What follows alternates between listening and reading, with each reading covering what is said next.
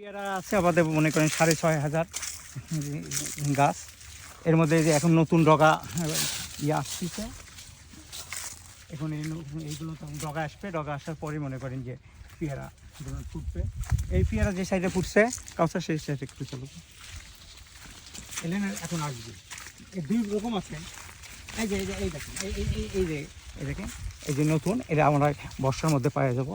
এই যে এক একটা পেয়েতে এই যে আসছে, এই যে আসছে, এগুলো বর্ষাতে পাওয়া যাবো।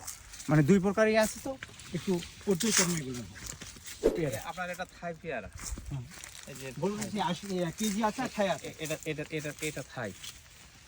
এই হারে এই যে কোনটা মুঠি, কোনটা আপনার মকুল, কোনটাতে এই যে আপনার এটা তো এই যে ওটা দেখছে এভাবে পর্যাপ্ত ভাবে বাড়াচ্ছে, পর্যায়ক্রমে বাড়াবে। আপনার বর্ষার মধ্যে এটা হচ্ছে কেজি, মানে এটাতে কিছুদিন পর এটা ডগা বাড়াচ্ছে, এটা তো ওইরকম পরে বাড়াবে।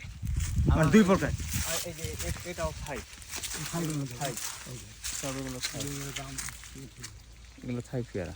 দুই রকম পেয়ারা তো, মানে দুইটা জাত আছে। মানে একটা গাছে মনে করেন যে গুনলে 100-র ঊর্ধ্বে হবে। এই যে এত 200 পেয়ারা। আর আপনার এটাও কেজি।